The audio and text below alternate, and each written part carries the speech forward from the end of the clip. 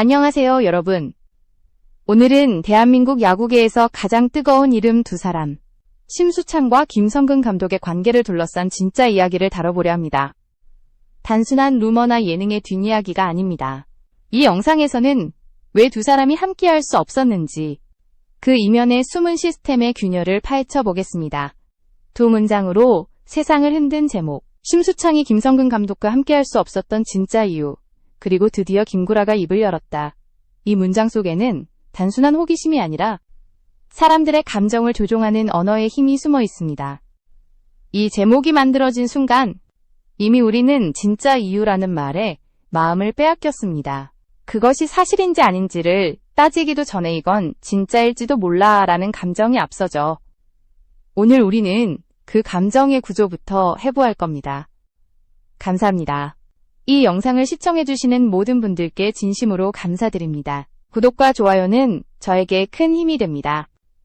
여러분의 응원은 더 깊고 진실된 이야기를 전할 수 있는 원동력이 됩니다. 이제 시작해봅시다. 제목의 두 문장은 우연히 만들어진 것이 아닙니다. 진짜 이유라는 단어는 복잡한 사건을 단 하나의 명확한 원인으로 압축시키는 강력한 마법을 가집니다. 사람들은 단순하고 명확한 서사를 좋아합니다. 그 안에서 안도감을 느끼고 모든 혼란이 정리된 듯한 기분에 빠집니다. 드디어라는 단어는 그 기다림의 끝에 도달했다는 느낌을 주죠. 오랫동안 궁금했고 이젠 진실이 밝혀질 때가 됐다는 기대감이 생깁니다. 그리고 그 이야기를 전하는 인물이 김구라라는 점, 이건 시청자의 신뢰를 단숨에 끌어옵니다. 그는 방송계의 베테랑이자 폭로와 진단의 상징처럼 여겨집니다. 이 세 요소가 합쳐질 때 제목은 단순한 문장이 아니라 감정의 설계도가 됩니다. 진짜 이유, 드디어, 김구라. 세 단어가 만들어내는 긴장감은 사람들을 클릭하게 만들고 영상을 보게 하며 결국 그랬구나 라는 확신으로 이끕니다. 하지만 정말 그럴까요? 우리가 믿고 있는 그 진짜 이유는 존재하는 걸까요? 아니면 누군가가 설계한 감정의 착시일 뿐일까요? 오늘의 이야기는 그 질문에서 시작됩니다. 심수창과 김성근. 두 사람의 갈등은 단순히 인간적인 불화가 아니라 서로 다른 철학과 시스템이 부딪힌 결과였습니다. 하나는 철저한 데이터와 전술 중심의 운영 철학, 다른 하나는 스토리와 인간관계 중심의 예능적 감각. 이 충돌은 단순한 오해가 아니라 시대와 장르의 차이에서 비롯된 필연적인 마찰이었습니다. 그리고 그 중심에는 김구라의 한마디가 있었습니다. 심수창이 다 하고 있다. 이 문장은 폭로였을까요? 농담이었을까요? 아니면 언론이 만들어낸 프레임의 시작이었을까요? 이 영상의 여정은 바로 그 한 문장을 해체하는 데서 시작됩니다. 한 사람이 말한 단어 하나가 어떻게 시스템을 흔들고 여론을 만들고 결국 관계를 바꿔놓았는지를 추적해보겠습니다. 이 이야기는 단순한 폭로가 아닙니다. 권한의 충돌, 시스템의 설계 실패, 그리고 신뢰의 균열에 대한 기록입니다. 시청자 여러분, 이제 진짜 이야기를 시작하겠습니다. 진짜 이유라는 단어는 언제부터 이렇게 강력한 힘을 갖게 되었을까요? 사람들은 복잡한 사건 속에서도 단 하나의 결론을 원합니다. 그 단어는 마치 모든 혼란을 정리해줄 열쇠처럼 작동합니다. 진짜 이유라는 말은 감정적으로 우리를 안정시킵니다. 마치 이제 알겠다는 느낌을 주죠. 하지만 이 단순한 표현이야말로 오히려 진실을 왜곡시킬 때가 많습니다. 사람들은 복잡한 맥락을 무시하고 단일 원인을 믿고 싶어 하기 때문입니다. 그래서 이 두 단어는 언제나 클릭을 부르고 논쟁을 불러오며 감정적인 확신을 만들어냅니다. 드디어라는 말은 또 다른 장치입니다. 사람들에게 기다림의 종착점을 약속합니다. 이제 다 밝혀졌다는 느낌을 주며 이 말 뒤에 따라오는 내용은 무조건 진실일 것이라는 기대감을 심어줍니다. 하지만 실제로는 그 드디어가 언제나 진실의 순간을 의미하지는 않습니다. 오히려 이 단어는 감정의 타이밍을 조절하는 트리거에 가깝습니다. 사람들은 드디어라는 말이 등장하는 순간 판단보다 감정이 먼저 움직입니다. 그리고 세 번째 단어, 김구라. 그는 단순한 방송인이 아닙니다. 대중에게 김구라는 팩트의 상징처럼 인식됩니다. 말 한마디로 사람들의 신뢰를 얻을 수 있는 인물. 업계의 흐름을 잘 아는 내부자. 그리고 말을 아끼는 이미지가 만들어낸 폭로의 권위자입니다. 그래서 김구라가 말했다는 문장은 그 자체로 팩트처럼 받아들여집니다. 이것이 바로 언어와 인물의 결합이 만들어내는 신뢰의 프레임입니다. 결국 제목의 세 단어는 논리보다 감정을 설계합니다. 사람들은 이유를 찾으려 하지 않고 이미 제시된 감정 구조에 반응합니다. 이게 바로 유튜브의 서사 구조가 작동하는 방식입니다. 제목 하나가 영상의 절반을 설명할 수 있는 이유도 여기에 있습니다. 하지만 진짜 흥미로운 건 이런 프레임이 만들어질 때 그 안에 사람이 있다는 사실입니다. 이번 경우에는 그 인물이 심수창이었죠. 그의 이름은 이제 단순한 방송 출연자가 아니라 섭외의 권력자, 기용의 개입자라는 이미지로 소비되고 있습니다. 과연 이것이 사실일까요? 아니면 그저 프레임의 부산물일까요? 이쯤에서 우리는 김성근 감독의 철학을 들여다볼 필요가 있습니다. 그는 데이터를 믿는 사람입니다. 전술과 기용, 훈련의 모든 권한이 감독에게 있어야 한다는 확신을 가지고 있습니다. 반면 심수창은 방송이라는 공간 안에서 스토리와 인간관계를 중심으로 예능적 흐름을 설계합니다. 한쪽은 승리를, 다른 한쪽은 이야기를 만듭니다. 이 두 철학이 한 시스템 안에서 부딪혔을 때 갈등은 피할 수 없는 것이었습니다. 심수창이 섭외를 주도한다는 말은 단순히 인맥을 활용했다는 의미일 수도 있습니다. 하지만 시청자는 그 말을 다르게 해석합니다. 기용에도 개입했구나. 역시 내부 권력이 있었어. 이런 식의 추론이 퍼지면서 어느새 사실보다 감정이 앞서게 됩니다. 이제 우리는 질문해야 합니다. 진짜 이유는 무엇이었을까? 김성근과 심수창 사이의 문제는 개인의 감정이 아니라 구조와 권한의 불명확함이었을 가능성이 높습니다. 누가 섭외를 하고 누가 기용을 결정하는지 그 경계가 모호했다면 갈등은 당연히 발생합니다. 이제부터 우리는 이 갈등의 본질을 해부할 겁니다. 심수창의 영향력, 김성근의 원칙, 그리고 김구라의 발언이 만들어낸 여론의 구조, 그 모든 것을 하나씩 분석해가며 무엇이 진짜이고 무엇이 만들어진 이미지였는지 밝혀보겠습니다. 그 첫 걸음은 섭외와 기용이라는 단어의 의미를 분리하는 데서 시작됩니다. 섭외와 기용. 이 두 단어는 비슷해 보이지만 전혀 다른 의미를 갖습니다. 섭외는 후보를 모으는 과정이고 기용은 최종 결정을 내리는 권한입니다. 하지만 최강야구의 구조 안에서는 이 두 역할이 명확히 구분되지 않았습니다. 그 틈 사이에서 심수창과 김성근의 철학이 충돌하게 된 것입니다. 김성근 감독은 철저한 데이터 신봉자입니다. 그는 야구를 전쟁처럼 생각합니다. 한 경기, 한 타석, 한 투구까지도 모두 계산 속에서 이루어져야 한다고 믿습니다. 선수의 컨디션, 기록, 훈련량, 그리고 상대팀의 분석 데이터까지 모든 결정은 논리 위에 있어야 한다는 것이 그의 철칙입니다. 이런 철학 아래에서는 감독이 곧 시스템이고 권위입니다. 반면 심수창은 예능의 흐름 속에서 움직입니다. 그가 다루는 것은 숫자가 아니라 사람입니다. 그는 관계를 통해 분위기를 만들고 캐릭터를 통해 이야기를 설계합니다. 예능은 전술보다 서사, 경기보다 감정이 더 중요합니다. 시청자가 느끼는 재미, 팀워크 속에서 피어나는 유대감, 이런 감정이 프로그램의 성패를 가릅니다. 바로 이 지점에서 충돌이 발생합니다. 김성근에게 선수는 전략의 도구입니다. 하지만 심수창에게 선수는 이야기의 주인공입니다. 감독의 입장에서 보면 섭외의 영향력이 커질수록 자신의 전술 권한이 침해된다고 느껴질 수밖에 없습니다. 그리고 심수창 입장에서는 단지 스토리를 풍성하게 만들기 위한 선택이었을 수도 있습니다. 김성근은 원칙을 중시하는 인물입니다. 그는 현장에서 벌어지는 모든 일에 논리적 근거를 요구합니다. 그러나 예능의 세계에서는 모든 게 그렇게 합리적으로 흘러가지 않습니다. 일정은 촬영 스케줄에 맞춰야 하고 시청률을 위해 캐릭터를 유지해야 합니다. 이 모든 제약은 감독의 권한을 조금씩 갉아먹습니다. 그렇다면 누가 잘못한 걸까요? 사실 누구의 잘못도 아닙니다. 문제는 구조에 있습니다. 섭외와 기용이 명확히 분리되지 않은 상태에서 두 철학이 같은 무대에 섰다는 것. 그것이 갈등의 씨앗이었습니다.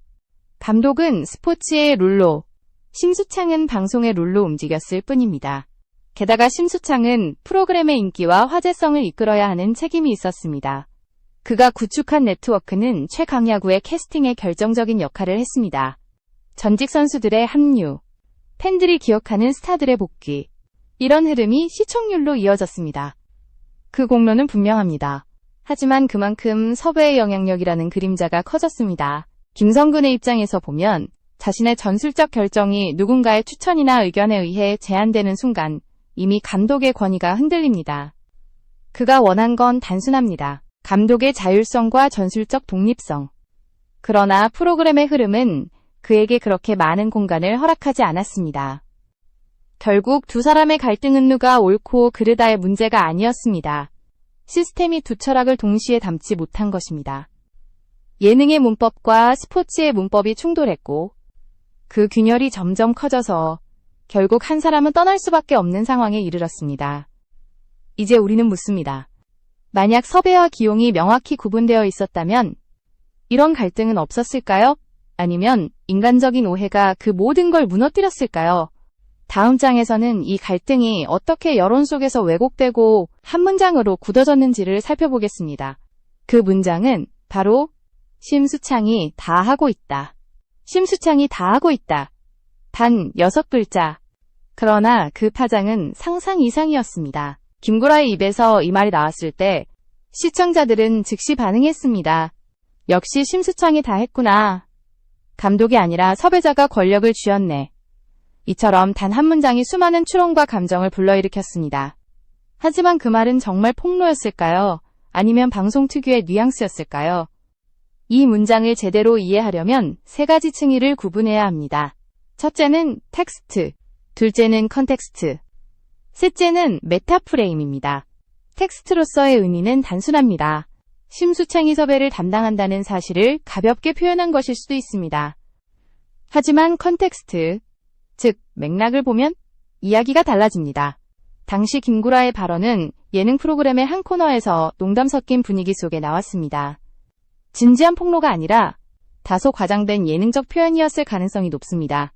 문제는 세 번째 층인 메타프레임입니다. 발언이 언론에 인용되는 순간 그 의미는 완전히 변합니다. 김구라, 심수창 폭로라는 제목이 붙고 섭외 권력의 실체라는 자극적인 문장이 기사 제목으로 올라갑니다. 사람들은 맥락을 잊고 문장만 소비합니다. 그리고 그 문장은 곧 사실처럼 작동하기 시작합니다. 이것이 바로 미디어 프레임의 힘입니다. 발언의 본질보다 누가 말했느냐가 더 중요해지는 순간 언어는 현실을 규정하기 시작합니다. 심수창은 실제로는 프로그램의 균형을 위해 노력했을지도 모릅니다. 하지만 여론 속에서는 어느새 모든 걸 통제하는 인물로 자리 잡았습니다. 그는 최강야구의 얼굴 중 한 명이었습니다. 선수 출신이자 방송인으로서 그는 누구보다 프로그램의 성공을 위해 뛰었습니다. 그럼에도 불구하고 한 문장이 만들어낸 프레임은 그의 이미지를 완전히 뒤바꿨습니다. 섭외의 권력자, 감독 위의 인물이라는 왜곡된 이미지는 그가 쌓아온 신뢰를 위협했습니다. 김구라 역시 예기치 못한 반응에 직면했습니다. 본인은 방송 맥락에서 나온 발언이었지만 여론은 그것을 폭로로 받아들였습니다. 그는 이후에도 여러 차례 비슷한 오해를 받았습니다. 결국 발언의 의도보다 어떻게 소비되었는가가 더 큰 영향을 미친 것입니다. 이 현상은 단순한 해프닝이 아닙니다. 오늘날 유튜브와 온라인 미디어가 어떻게 감정을 설계하는지를 보여주는 대표적 사례입니다. 사람들은 정보보다 감정에 반응하고 문맥보다 문장을 기억합니다.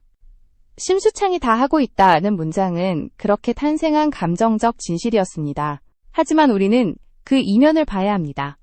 과연 심수창은 정말 모든 걸 결정했을까요? 아니면 프로그램 내의 역할이 단지 과대 해석된 것뿐일까요?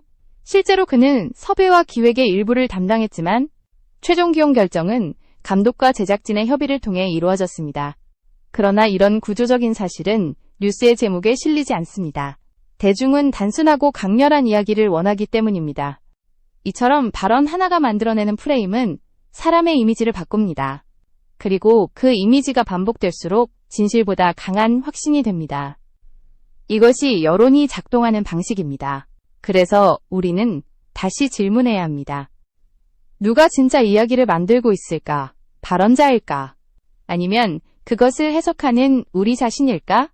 다음 장에서는 이 갈등을 가설의 형태로 풀어보겠습니다. 진짜 이유가 단 하나일 수 없다는 전제 아래 4가지 가설을 세워 분석해 보겠습니다. 권한 충돌, 역할 과대 해석, 운영 리듬 불일치, 그리고 브랜드 전략의 차이. 이 4가지가 얽히며 어떻게 한 사람의 명성과 한 감독의 원칙을 흔들었는지 그 구조를 자세히 살펴보겠습니다. 이제 우리는 한 걸음 더 들어가 봐야 합니다. 심수창과 김성근, 두 사람 사이에 있었던 갈등을 단 하나의 이유로 설명할 수는 없습니다. 그래서 오늘 우리는 4가지 가설로 나누어 진실의 윤곽을 좁혀보려 합니다. 첫 번째는 권한 충돌 가설입니다. 심수창이 섭외를 주도하고 김성근이 기용을 주도했다면 그 경계가 불명확했을 때 갈등은 피할 수 없었을 것입니다. 감독에게는 경기력에 기반한 전술적 결정권이, 섭외자에게는 방송의 완성도를 위한 추천 권한이 필요합니다. 그러나 이 두 권한이 문서로 명확히 구분되지 않았다면 어느 순간 추천은 지시로, 협의는 간섭으로 보이게 됩니다. 김성근은 바로 그 불명확함 속에서 자신의 원칙이 흔들리고 있다고 느꼈을 것입니다. 두 번째는 역할 과대 해석 가설입니다. 김구라의 발언 심수창이 다 하고 있다는 말은 실제로는 도움의 의미일 수도 있습니다. 하지만 시청자들은 그 말을 기용을 통제한다는 식으로 받아들였습니다. 심수창이 선수 추천을 한 것과 그가 실제로 기용을 결정했다는 것은 전혀 다른 문제입니다. 그러나 여론은 그 차이를 구분하지 않았습니다. 결국 이 해석의 과장이 갈등의 본질을 왜곡한 셈입니다. 세 번째는 운영 리듬 불일치 가설입니다.